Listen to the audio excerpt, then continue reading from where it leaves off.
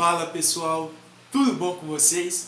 No vídeo de hoje eu resolvi trazer o seguinte, um modelo de redação completo, contemplando tanto parágrafo de introdução, os dois parágrafos de desenvolvimento, D1 e D2, e também a famosa conclusão, onde que eu vou explicar detalhe por detalhe. Então se você já gostou do tema do vídeo, já aproveita aqui, já deixa seu like aqui no vídeo. Se você é novo aqui no canal e não me conhece, meu nome é Anderson e aqui nós postamos várias dicas de redação para Enem, para vestibulares, para o Enseja. Então já aproveita, já corre aqui e já se inscreve aqui no canal porque eu tenho certeza que eu poderei te ajudar. E antes de dar início ao vídeo, eu gostaria de agradecer a cada um de vocês que vieram aqui no canal, vieram com comentários muito positivos, também de agradecimento. Teve gente que evoluiu também bastante na nota. E eu gostaria de agradecer sinceramente a cada um de vocês, porque eu também não estava em uma semana muito boa, acabaram acontecendo algumas coisas aqui, mas enfim, é vida que segue, a gente está aqui e eu quero que cada um de vocês possam compreender, aprender aqui com a gente. E outra coisa que eu queria deixar bem claro aqui nesse canal, além da gente estar postando vídeos educativos também, assim quando surgir alguma temática que eu queira falar, eu vou estar falando, até porque eu não sou um robô, eu vou estar dando minha opinião, eu vou estar apontando meus questionamentos aqui para vocês, e se eu achar interessante eu vou postar. Então é isso, e bora partir para o nosso modelo completo de redação.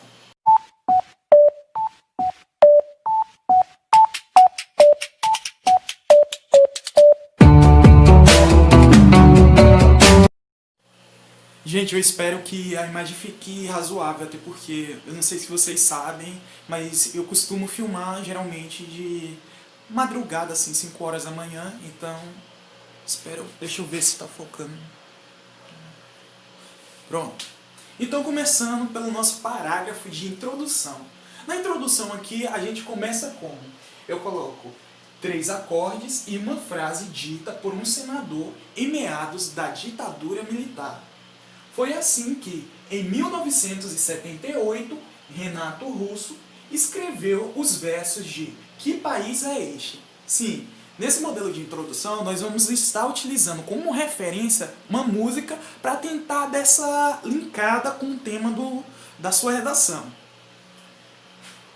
E aqui eu venho ainda demonstrando sua indignação e apontando o desrespeito à Constituição, o descaso do Estado com a população brasileira e os problemas sociais. Então, resumindo aqui, para caso você não tenha entendido, eu trago o contexto através de um autor, de uma música, Renato Russo, e nessa música ele quer representar sua indignação e também apontar o desrespeito à Constituição, o descaso do Estado com a população brasileira e os problemas sociais abrangentes em todo o território nacional. Depois da gente apresentar aqui a letra da música, detalhar o que ele queria realmente dizer, vai vir com o famoso conector. Utilizar um conectivo. Então eu coloco de maneira idêntica. Por que de maneira idêntica? Porque existem duas formas de vocês estarem utilizando conectivos. Você pode estar utilizando os conectivos assim quando você adiciona o repertório, conectivo de contraste ou conectivo de comparação. Contraste é quando você pega a ideia do autor ou de qualquer coisa e você vai ter uma ideia oposta ao que foi mencionado. Como aqui a gente quer seguir a mesma linha de raciocínio do autor, a gente vai utilizar o quê? Um conectivo de comparação, de maneira idêntica. Após 4 décadas, infelizmente, a canção continua sendo um fiel reflexo do tema. Como assim fiel reflexo? Ele continua seguindo o mesmo passo, demonstrando aqui, como a gente falou anteriormente.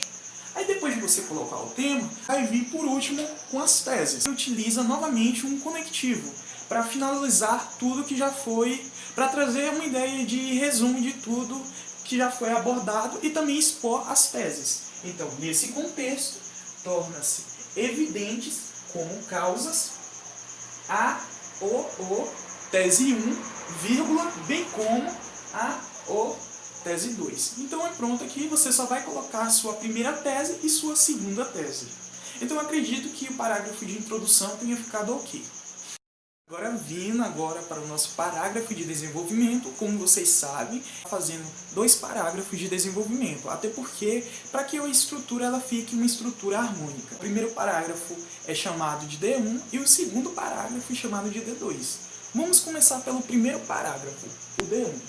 No D1 aqui eu coloco o seguinte: a princípio, vírgula, essa parte aqui é possível notar que essa situação deve-se ao argumento 1. O que você vai fazer? Lá no nosso parágrafo de introdução, deixa eu tirar aqui, lá no nosso parágrafo de introdução, a gente não teve que colocar tanto a tese 1 aqui como a tese 2, então a gente vai pegar essa tese 1 aqui e a gente vai levar ela para o nosso tópico frasal aqui, no argumento 1 que eu coloquei. Deixa eu ajustar a câmera aqui. Então a gente vai pegar a tese 1 e vai jogar aqui no argumento 1. E a tese 2 a gente vai jogar no argumento 2, no segundo parágrafo aqui, ó, no segundo parágrafo de desenvolvimento. Então essa primeira parte aqui a gente sabe que é o quê? É o tópico frasal. Porque você vai pegar e você vai afirmar quem é que, de alguma forma, solidifica o cenário. E depois vai vir com o quê? Geralmente a gente coloca um repertório.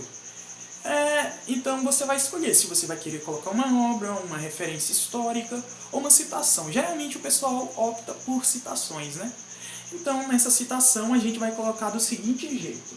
Eu aqui nesse modelo estou fingindo como se você fosse utilizar uma citação. Então você vai colocar aqui, conforme o nome do autor, vírgula, e você vai colocar a citação desse autor. Aí você vai me perguntar, mas vai ser entre aspas ou sem aspas? Quando a citação ela for uma citação original do autor, do jeitinho que está ali que você encontrou, você vai colocar entre aspas a citação original. Agora, quando você parafrasear, quando você trazer o mesmo sentido, mas com palavras diferentes, você vai deixar sem aspas, porque você parafraseou, você modificou essa estrutura dessa citação. Então pronto, colocou a citação. Aí aqui eu coloco por analogia. Lembrando de uma coisa. Como eu disse lá na introdução, aqui vai funcionar do mesmo modo. Sempre você vai estar utilizando, vai estar fazendo ou por contraste ou por comparação. Aqui vocês perceberam que eu coloquei por analogia, então eu vou estar utilizando por quê? Por comparação. Se fosse contraste, eu teria que colocar que conectivo aqui? No entanto, com quanto, por outro lado. Então vocês perceberam isso daí.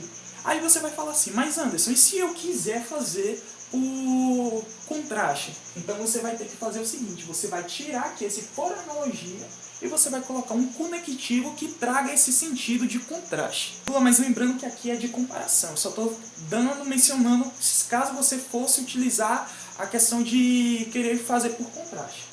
Por analogia, vírgula, percebe-se que essa linha de raciocínio se encaixa na perspectiva da ou do.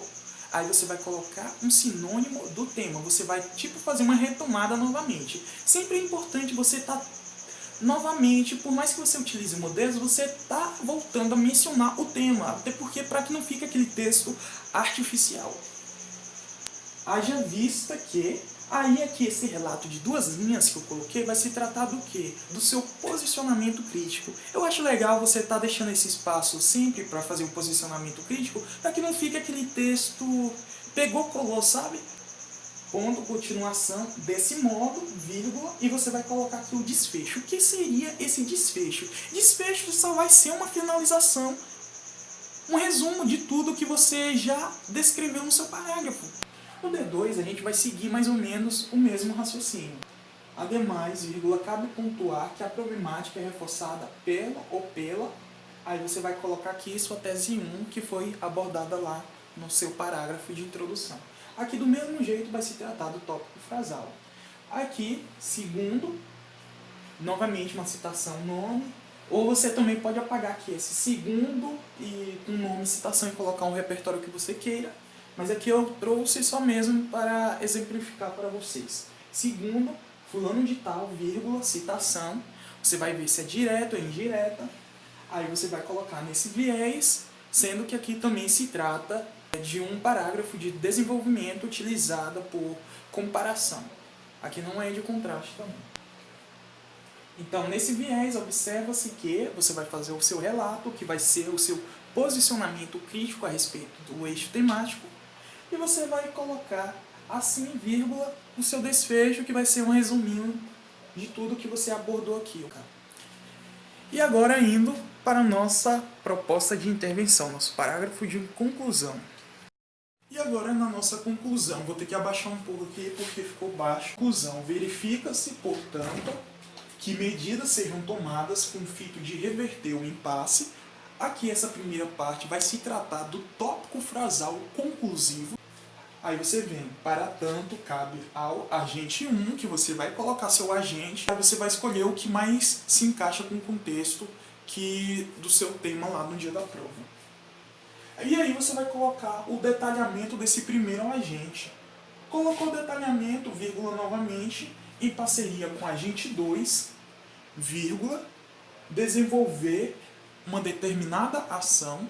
Aí você vai escolher a ação que você quer colocar, vírgula, por meio de, meio ou modo.